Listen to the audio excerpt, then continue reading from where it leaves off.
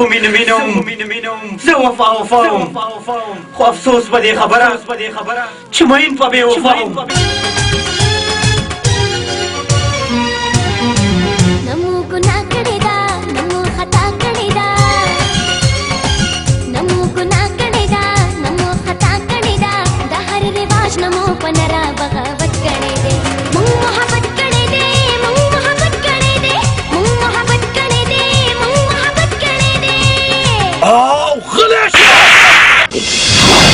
کاکاجي داسې ښکاري چې دې وکیل هم د رستم خان نه شوړه خوړلې ده.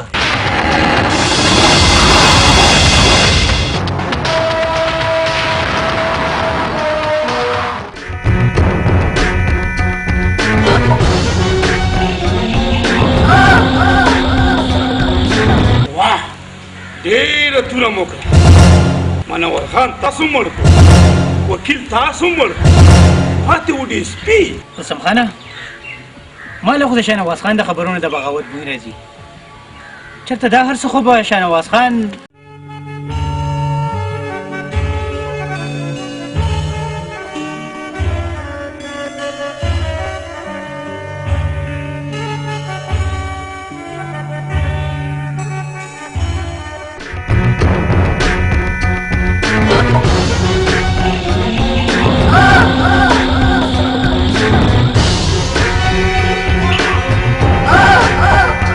رستم خانه چې هېڅ فکر ونه کړي چې څه دې وکړل نو ډېر دې ښه وکړل.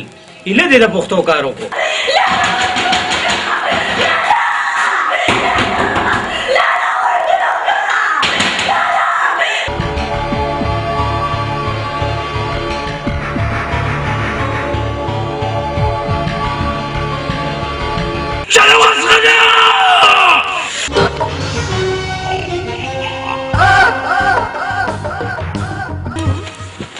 मैडम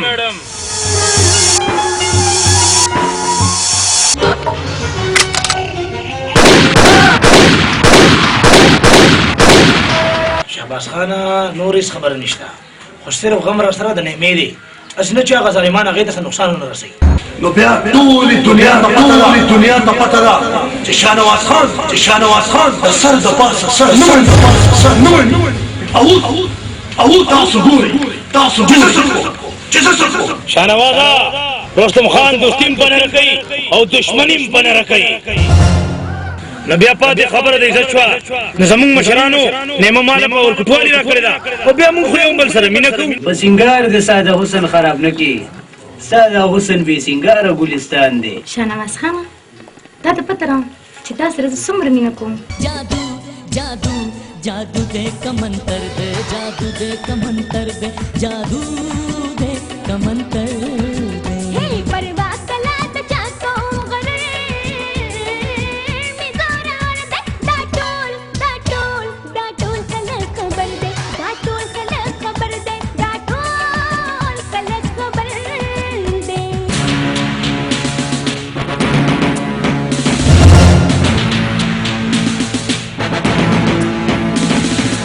اوس په رستم خان ته پته ولګي چې چا سره یې ډغره ووهله. د جیداد څه تنازع روانه وه. جیداد شاهنواز خانه د مخ نه یې د خوب فلې وچېکه. شاهنواز لالا دی.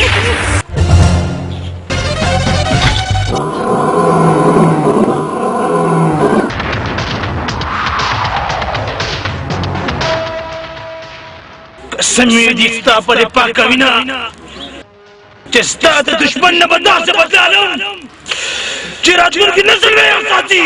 کاکاجي خفه په دې یم چې د هغه رستم خان ورور مړ شو، د دشمن یې څه پته ونه لګېده.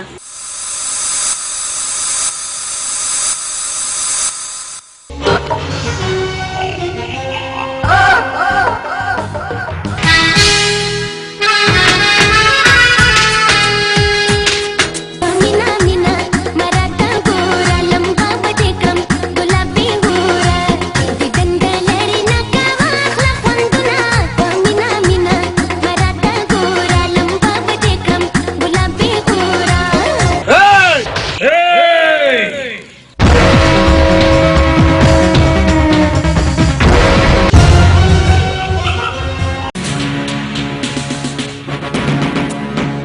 رستمیا دسخط خو به زه کوم خو د قلم په صحیح نه ستا په سرو وینو باندې